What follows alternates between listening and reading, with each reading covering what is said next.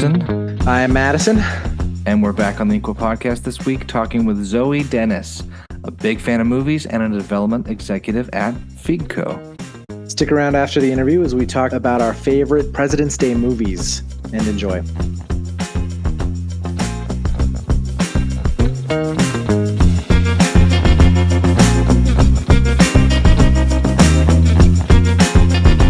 Zoe Dennis, welcome to the InQua Podcast. Hello. Thanks for having me. Yeah, happy to have you on. I mean, I know you through Schrader, who I don't think we won't have had on by the time we have this up there. So hopefully we should have done a joint after. podcast. Yeah, that'll be. I'll do one with him, and then we'll do a joint one. We'll talk about Arizona in film. Yeah, we got it covered. We're the only two voices. Emma Stone is kept out of that conversation. For now, for the time being. And if we get Alice Cooper, we'll have the triumvirate of all Arizona talent in one box. That's so funny. I was trying to think of that name the other day because of the restaurant he has had there. So you just helped me answer a thought from the other day. So thank you for that.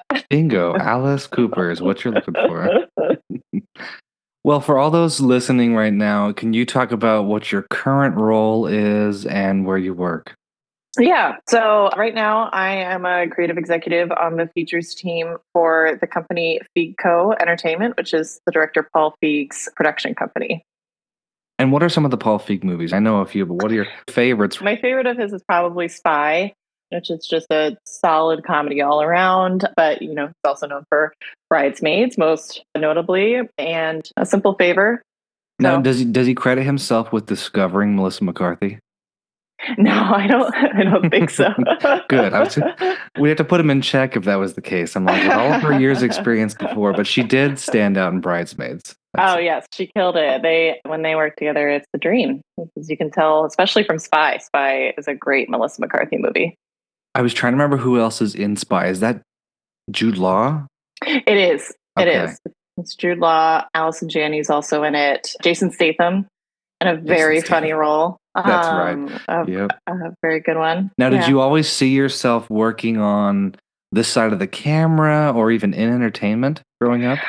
I did always want to work in entertainment. When I was growing up, I actually wanted to be an actor to start. So a lot of my stuff I did pre-college was all acting focused. But there was groundwork for me to go on the producing track, because when I was in high school, I got the Producers Award for the theater department because I worked on 9 productions when realistically a student should only work on 8.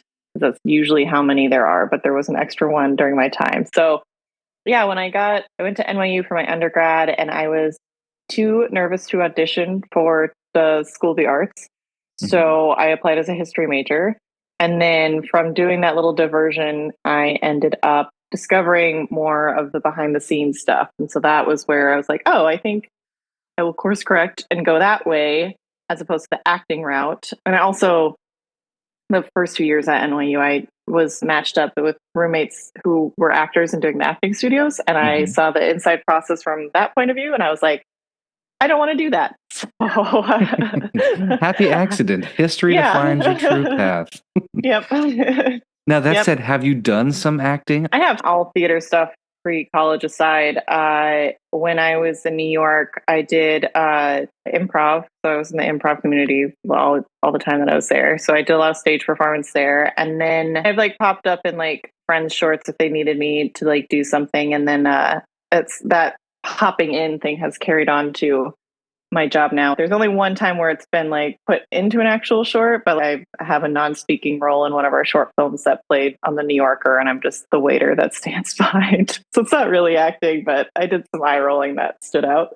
No, we'll call background acting is acting. So you know what? Spoken or non-spoken, you're still in the scene, you're acting. That's fun. Yeah. So with you working at FigCo, doing a little bit of improv, did this all come from a love of comedy, or what did you watch growing up? Yeah, I watched a lot of comedy growing up. My dad made it a very big point to give me a good comedy education from the jump. So that's predominantly what I was watching. When I was a kid, I loved sitcoms like Three's Company and I Love Lucy. I've dressed up multiple times as I Love Lucy or Lucille Ball from that. So yeah, I was watching a lot of comedy. And then, as I got into the older years of watching just the whole gambit. For the longest time, Austin Powers was like my favorite movie growing up. And Yeah, then the classic. I know, comedy classic. It still holds up in my opinion. I've watched it like 5 years ago and I was like, this is still good. No, I guess I'll give it another 5-year test. My all-time favorite movie is the 84 Ghostbusters. So yeah, I kind of always reverted to the classics and also saw a lot of stand-up when I was like, when I lived in Phoenix. And now I mean, I still see a lot of stand-up now, but growing up, it was a big aspect. So what is your work like day to day right now? Being a creative executive for a production company is more like the development side of things. It's kind of like creative producing for projects. So the day to day for me is pretty much I work as the junior executive for a slate of projects that our company's doing because we produce everything that not only Paul directs, but we also have a producing slate of our own. So I serve as like a junior exec to my superior who is the main producer, and we work with writers and develop scripts. So those for those specific projects. But I also am tasked with finding new projects for the slate that fit the voice and the brand of the company. So I'm constantly reading new scripts from other people or meeting with writers and directors and actors. And if there's a germ of an idea, I'll develop that from the ground up. We take stuff out for pitching and we do packaging and attach talent to stuff. So it's just kind of, it's a lot. It's a lot of the side of the stuff that when you think of like entertainment, you don't really think about the full process that goes into getting a property all together to take to a studio or get it set up. I mean, you just described you kind of start at the very beginning, or like you said, the germ of an idea, and then you kind of take it all the way through. With your history of watching TV and movies and having so much of that knowledge, how has that helped you in finding good stories, good screenwriters, or knowing who to gamble on? Yeah, from everything I've viewed and read, it really takes just a lot of consumption to really understand what makes a good structure to something or what stands out that's different from other stuff. So having consumed so much, it's easy to be able to read stuff and be like, oh, well, like this feels familiar in this way that maybe we don't want to take a gamble on that. And then there's other moments where it's like, oh, this has a familiarity, but with a new spin. So this is like more intriguing to go after. So yeah, so it all helps. And reading constantly, you just get a refinement over an amount of time of knowing what in your gut works. Because that's the other thing is that you just have to trust your gut on some stuff. And you have to remember that tastes vary. So if I really love one thing, my colleague might not really love it. So then it becomes a discussion of, well, what are the merits of it that we should pursue or what it should be a pass. Who do you work with the most other than just your boss when finding the idea? Is it you and the screenwriter before you take the idea to pitch to somebody else? Is it you and another producer?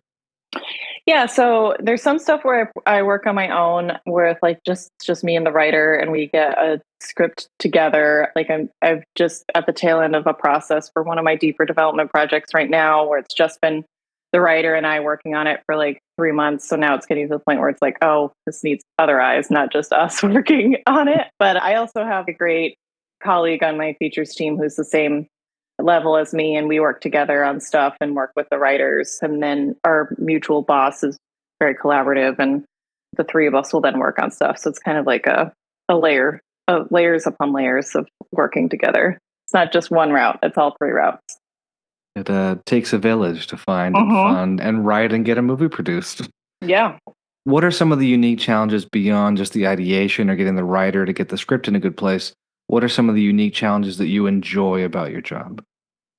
It's such a long process that just a lot of people just don't realize of like moving that ball forward. So it's very, there's many times where a no could be given. So the challenge is always like, how can you turn a no into a yes in a way that's not going to leave a bad taste in someone's mouth? Or like, how can you spin it? So that's kind of a no one to back off on it. So that's kind of like a fun challenge of just like, well, if you have just enough determination to like get something made and see like how you can talk someone into something to work well. That's one of the challenges, just the length of the process too, and just like still keeping the faith that like what you're working on is going to work.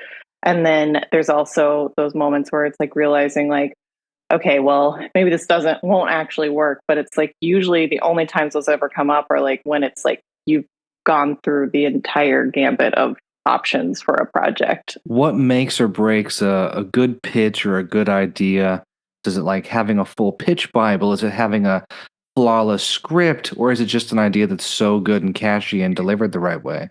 It's really like about the idea and the voice behind it, or like having like a real like defined sense of it, of like, that's like one aspect that I love about my job, is getting to work with writers and filmmakers who have just a strong voice or point of view. The point of view and the why of the script really come through. And that's what, we're really drawn to. I'm really drawn to, because that's what will carry a project through everything, is because it has such a distinct sense of itself. And that's what stands out. And not every script has that like at its strongest point, but if you can see the glimmer of it when reading something and be able to see, no, this is something that's just like dust off it a little bit and like maybe like pull it out a little bit more out of the ground, and like that's how it can really sing. That's such a good point. And I feel like the audience is smarter than some people give it credit for. And we can always pick out when an idea is just middling, muddling, in the gray zone of doesn't want to make a point, doesn't want to take a stand, right? Yeah. I was talking with a friend about like recent amount of like dad thrillers. You know exactly what some of those movies are. A man encounters this issue and then he goes on the journey to solve it, or it can be very tense. And those work really well. People enjoy them. But the ones that you know by name or remember are the ones that have just a little bent on that idea that really like goes to a mass audience. Some little hook to make it a little more interesting and to draw people in. Yeah. What do you feel like is a trend you're seeing, because you're reading so many scripts and going through so much? Is it the AI problem? Is it climate change? Is there something that's just coming in too much? Oh man, it always like ebbs and flows of like funny, because it's like, did something in the water like at 6 months ago when people were writing that I read everything. An example that comes to mind, and it's been a bit since I've had this, but there was a lot of scripts I read where it was a spy movie where a person found out one of their parents was a spy. So that was a lot of different just variations on that. I'm trying to think of what has been really popping up recently. It's funny, in December, it always feels like the most stuff I read, since it's January now, but coming off of all the December reads, was like a lot of Christmas and holiday movies, because it's just like the time of the year. So yeah, we're getting into, and I'll have to see what trends kind of form now. But yeah, so my brain's still just etching off the holiday movie trend. I'm trying to get out of that one. Yep. Yeah. Have you done any screenwriting yourself? I mean, I have. I did a film school in Chicago, which was a part of the Second City. And so I walked away with that with a TV pilot that has never seen the light of day, but it was a good exercise in like understanding it. And that was my thing when I was in that program, because when I left NYU, I already knew I was like going to be behind the scenes. I was kind of interested in directing and producing. And then when I went to that film school with Second City, it was like me and 14 other people in my cohort. And probably, I want to say 13 of those other people all like declared themselves as writers. And I was like, I know I am not a writer. Like, I have such respect for the craft. I have such respect for people who are able to do it. I don't have the determination to really stick through it. And I've watched, as I've come up, like the people who do the assistant work and also continue to write, to really strive to do that, is just like very impressive. I don't have that type of work ethic to keep writing. Like I would love to be able to do it. There's sometimes when there's my own creative ambitions, I'll have an idea and be like, oh, I wish I could just like get this from my brain onto the page. But now, having been on the development side, I'm like, oh, this is where I can go ask a writer and be like, here's everything that I'm thinking. Like, what do you think about this? And then they can fill in all the gaps for me, which is super helpful. I was going to say, you read so many scripts. I always wonder, does it make you emboldened that you can go do it? Or is it rather like, let them do it? I'd rather do what I'm doing.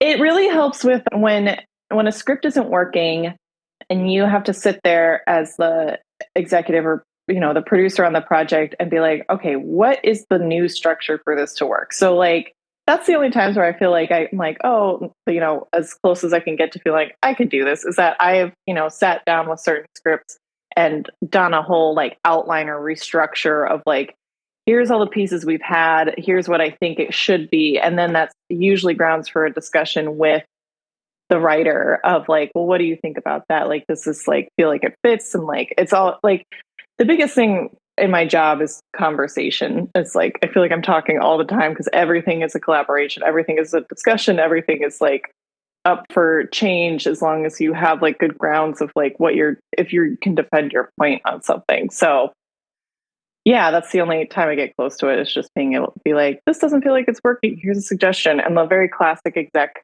thing is if you're talking on a notes call with a writer and saying, well, here's the bad pitch, but what if we did this kind of thing? And then it's, and then the writer's like, okay, take the grain of what that note is and then figure it out on their own. Sounds like pretty invaluable skills for your current role, but also for whatever you're doing next of having those conversations, knowing how to pivot, which I guess brings me to what's your dream role? Would you like to become a producer or a director? Yeah, the dream would be to be a producer and, have my own production company and do that. A part of me still has a creative ambition to do directing, which feels like I could jump into that at some point. But right now, I really enjoy the process of producing and putting things together and being able to work with all sides. So a capital P producer is probably the end goal.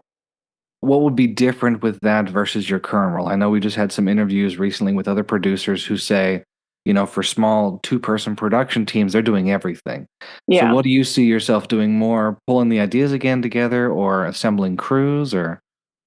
Really being at the forefront of it. So like a lot of the work I do is kind of like all a part of like a collaboration. And then like I give it up to my boss, who's the one who's like gets it across the finish line. So I would love to be in the position that like gets stuff across the finish line and fully moves things forward. And that really, takes a strong producer mindset. So I would say that like I may have the nascent stages of it, but it can only grow from here of being able to get things like fully across the line or sold and be more at the forefront in the face of projects. And do you I know you're working in features right now. Do you see yourself working in features going forward? Are you interested in all on TV or a limited series? I adore TV as a viewer. When I was first looking into getting into entertainment, I thought I would end up on the TV side because like my North Stars were sitcoms and stuff like that. Like Scrubs is my favorite show of all time. And that was like one of the big reasons of like why I wanted to even fully pursue the behind the scenes stuff was like just watching how that was made and listening to a bunch of stuff about it. But I have found such a love for features because it's so nice to have like a fully bookended process where it's like a nice contained story. Whereas like TV, I've just watched from the sidelines of like, it's like, it feels like, I mean, both sides are equally stressful, but the stresses of TV, the hanging in the balance of like possibly getting canceled and not being able to finish the story. I would probably find frustration with that. Whereas like with a feature, you're like, I get the full story out.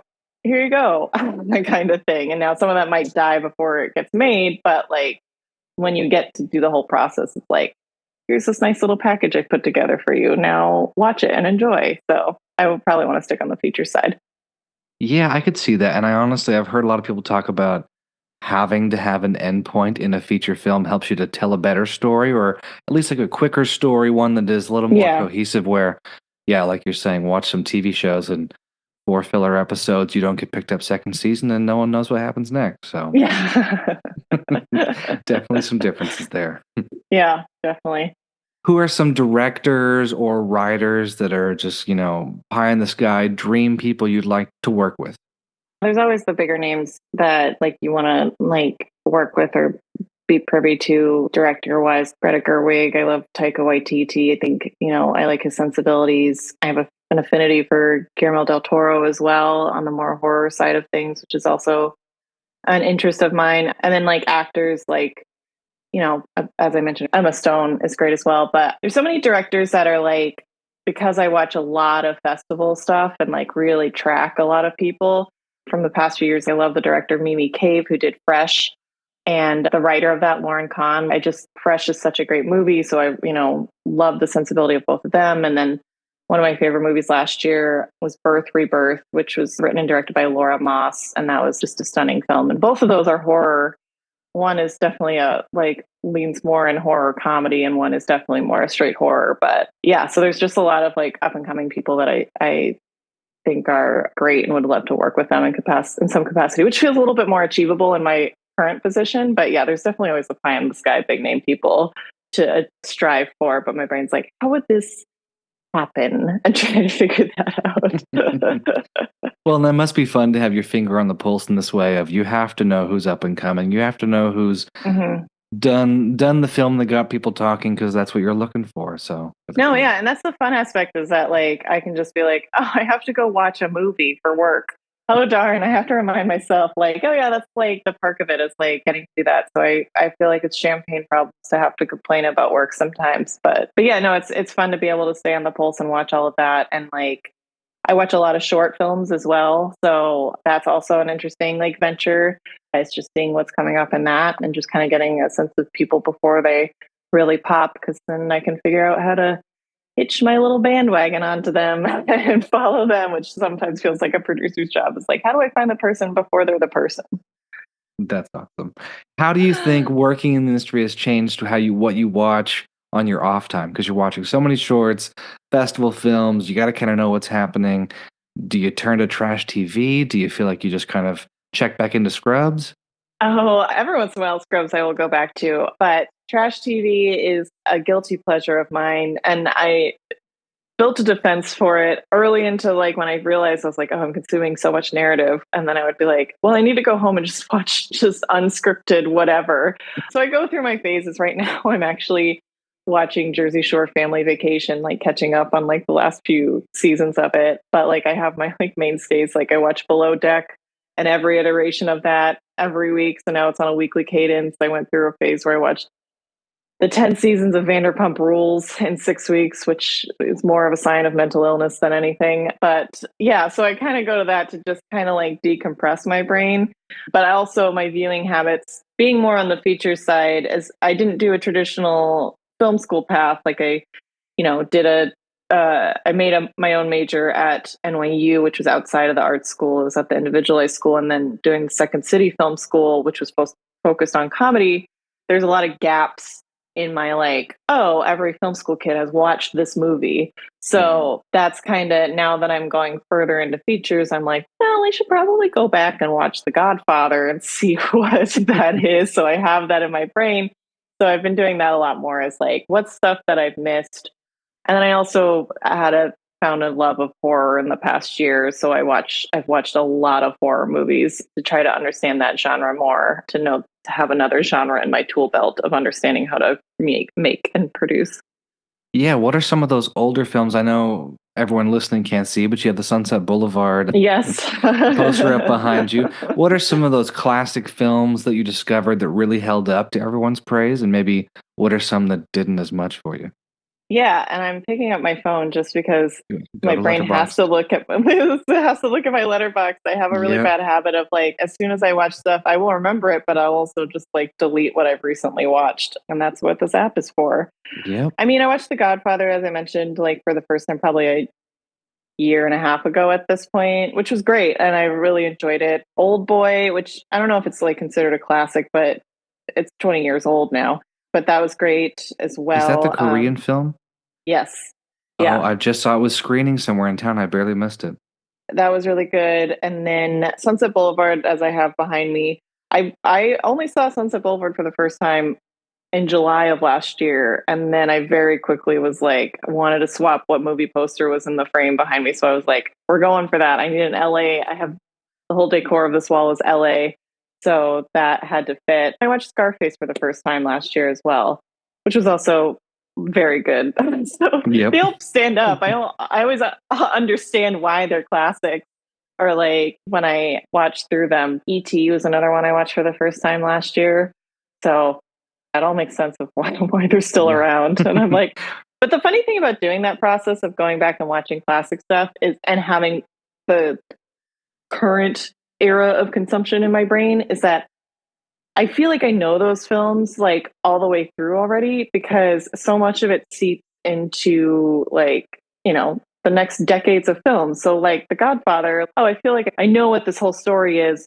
One, I've been shown so many clips in different like class settings, but two, like there's so many like the tropes start there, or like people adopt things off of that. And that's how I felt like when I watched Star Wars for the first time when I was in high school, of being like, oh, I know this whole story of A New Hope. Like, part of it is like classic structure that everyone refers to in screenwriting, but also part of it is like, oh, I've consumed so much in the decades after its release that I now, when I go back to it, it's like, oh yeah, I know what this is. It's not shocking or surprising, but it's delightfully received. I agree. And honestly, watching The Simpsons for me growing up taught me so much about movies of like, what's that a reference to? What's that a reference to? Yep. My parents would always fill it in like, it's a movie you watch when you're older. And then now some of the things I kind of remembered of, I don't know what that meant. Then you watch it and you go, oh, that's what this whole thing is referencing. They just took the line and lifted it. So it is fun, to your point, to see what becomes a cultural mainstay versus what kind of you can watch and move on and okay, it's fine. Yeah, totally. Yeah. It's so interesting of just like studying pop culture in general as like how everything influences each other. It's like another fascination of like part of my education was doing media studies and just studying all of that and seeing how it all intertwines. What are you excited to see soon, whether it be something old that's streaming or new in theaters? Lisa Frankenstein is coming out next month, which looks very fun. I'm excited to see The Fall Guy because that just looks like a really clever concept. It's the Ryan Gosling movie that's coming out in May. Beetlejuice 2, I just have to see what they do for a sequel of that. Beetlejuice was also like a childhood favorite that I revisited like a year or two ago after several years of not seeing it. And I just love that movie as well. I loved and love still The Macabre. Furiosa, I really enjoyed Mad Max Fury Road, so I'm very curious to see how Furiosa comes together. But yeah. Are you much of an Anya Taylor-Joy fan? I really enjoy her. I think she's very good in everything she does. I was just talking about the movie Thoroughbreds the other day, and that was like a good early career movie for her. I remember I saw that in Los Feliz, and it was one of those movies I didn't know anything about before going, and it just shocked me. It was like, okay, who's this? What's going on? That's a good one. Yeah, she's great.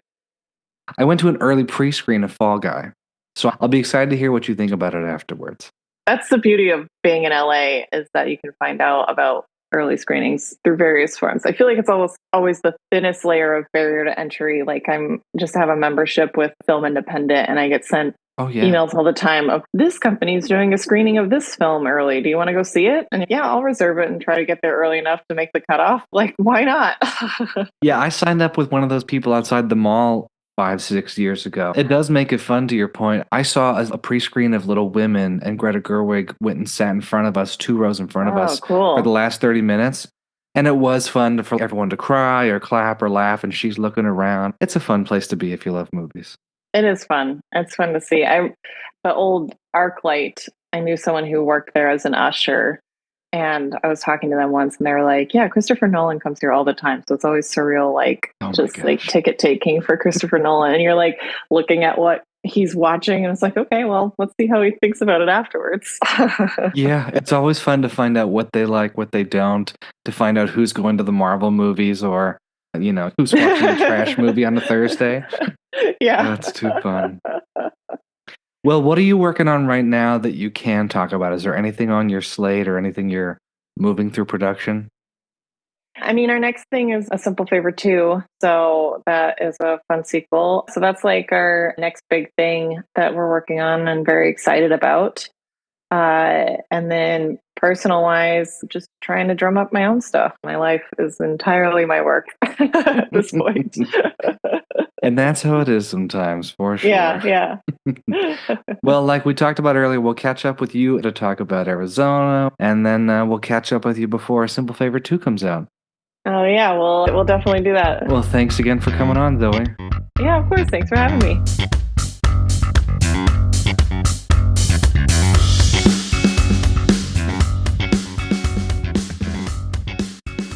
All right, happy President's Day.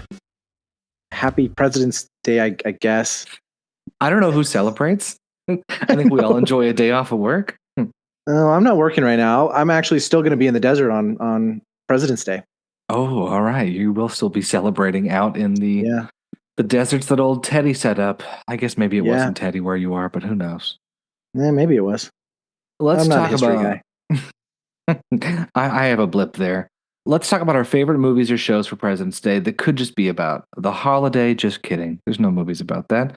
Just about presidents, critical of presidents, anything about Americana. Either way, let's start. What's your first pick? My first pick is The Long Shot with Charlize Theron and Seth Rogen. Now, I know both of us have seen this movie. It's one of my favorites. It's such a fun movie because the premise is like Charlize Theron is like the Secretary of State or something, and Seth Rogen is just this journalist.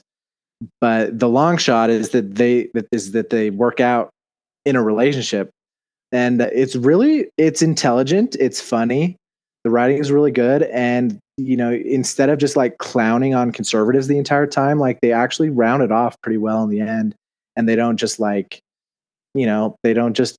make a mockery of an entire side of the political spectrum, which I thought was really well done. And can we say that O'Shea Jackson, right?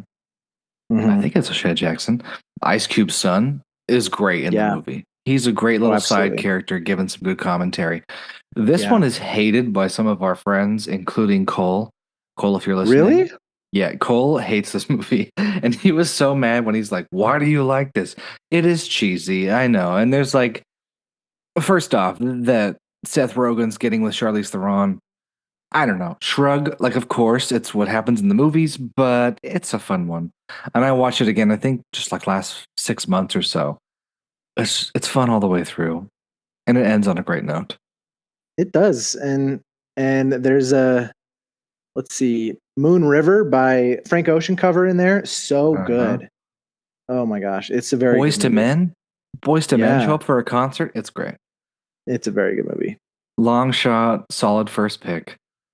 My first pick would be The American President, which came out in 1995 with Michael Douglas, Annette Bening, Michael J. Fox, Martin Sheen, and a whole stacked cast. Have you seen this one before? I have not. Okay. In the age of the West Wing, this is 95. West Wing was around there, right? This just is a fun movie. So, directed by Rob Reiner, known for When Harry Met Sally, an amazing rom-com, A Few Good Men, with Tom Cruise and Jack Nicholson. So he kind of blends the two together, and he's like, what if we had a rom-com in the middle of American political society and the rest? It is a really good movie in which Michael Douglas is dating Annette Bening, and that's why I think it's a little... When Longshot came out, people were like, oh, it's just a new take on this. It's kind of similar. But either way, this one's lovable, and Michael Douglas to me is like a generational talent. Yes. It's so fun to watch him. He's so poised and composed, and he plays the president we all wish we had. Like the strong leader who's also calm, compassionate, can go dancing. He's learning from Annette Bening on some things where she's like, you just got to open yourself up and try this. And he's stubborn at first, then he does. Anyway, it's great and it's sexy, and there's a lot of good moments in it, and a lot of good, steamy presidential things that aren't like the real life. No under the table moments with Bill Clinton. Which tees us up perfectly for my second pick, steamy Oval Office type experiences. National Treasure 2 Book of Secrets. The sexiest of the National Treasure. I picked this one because, well, two reasons. When I was trying to think of movies that had presidents in them, I couldn't get this one out of my mind. Because rather than like, I'm going to steal the Declaration of Independence, it's, I'm going to kidnap the President of the United States. And I can't remember. I don't even remember what the actor is who plays the president, but I remember watching this movie, and it kind of does the Da Vinci Code thing where it takes on some historical fact, but it just plays them in an order that is completely fanciful. But it plays it for fun, and it's just like, oh my gosh, I wish that I could go on an adventure like this. But the Book of Secrets being the president's Book of Secrets, and that it's full of like, aliens and Mayan treasure and that kind of stuff, is just like, it's fun to believe in. And it's like, it harkens back to a time when American politics and the presidency was not such a fraught game like it is now. And it's just like, oh, remember when the president used to be this like cool little thing that was like, what if I kidnapped him and went on an adventure? And now what it's if he like, led a riot? Yeah, now it's just like, oh, the presidency it's kind of a scary office. That's kind of scary. Yeah, the president in this one was Bruce Greenwood, who just Yeah, looks like an American president from years past, right? He does. He's got a classic kind of handsomeness that I'm like, oh, he looks like a U.S. president. It's fun too with all the other actors in this. Ed Harris is fantastic as the villain. Love him. And then Helen Mirren's in this for a little bit, and of course Harvey Keitel, and then Ty Burrell from Modern Family shows up. He is. Anyway, he's in it. Oh my gosh. Yeah. So just a good one. This is one I definitely got to rewatch. I have not watched the series. I don't know if you have on Disney Plus. There's a series? Yeah, and I don't think Nicolas Cage is in it or has a big part. National Treasures series. It does have Catherine Zeta-Jones, if you're into that. I love Catherine Zeta-Jones. So into her, yeah. Oh, wow. Yeah, Disney Plus. All right, cool. Well, I've got my binging for the weekend set. Happy President's Day. For my second pick, I went with Lincoln, which is it's a boring pick, choice. But it's a classic. It's a classic movie. Daniel Day-Lewis just dissolves into Abe, or what we believe Abe to be. Steven Spielberg does a great job of setting up a movie, of course, about Abraham Lincoln. It's just a good one that can balance itself between political discourse through so much of it and arguing about the Constitution and, amendments and such, but also just show Abe walking around and being the president on a horse, visiting with the soldiers, all the rest of it. I wish, and this is just me, I wish they would show a little more of the craziness of Martha, of his wife. Yeah. But that's for a different movie, not for this one. Because I think that's honestly one of the crazier stories is like Abe Lincoln's leading a country, trying to bring it back together, not Martha, Mary. And his wife, Mary Todd, is just completely bonkers. Mental health gone the whole time. So either way, that's a movie for another day. But great cast, perfect presidential movie. What's your last one? My last pick would be Independence Day. Ooh. Yeah, because this is, it's just kind of like the classic American story of the United States versus aliens.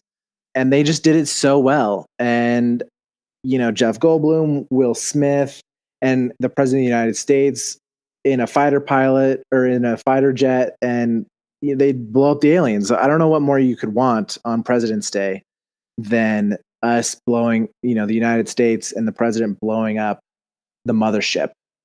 It's just so perfect. Yeah, there's something about the speech in that movie that is the most presidential of all speeches. Yes. President's Day. It's President's Day. Independence Day. Perfect for President's Day. Could you imagine a script? A script for President's Day, and it's just like, a cardboard cutout version of Independence Day. It's amazing to me that B movies have not done that yet, but I know. Or the Chinese cinema oftentimes is like, let's just copy it, just like we copy from them or from the Koreans. It's amazing we haven't had that. It could be a porno for all we know. Oh god. Okay, I was searching IMDb, but I should have been on a different website. Ay. Let me talk about my third one real quick. It's a movie that I don't know who has seen it. It's been seen by a lot of people because it's got good reviews. It had some chatter. It's called All the Way with Bryan Cranston and Anthony Mackie, Stephen Root, all kinds of people.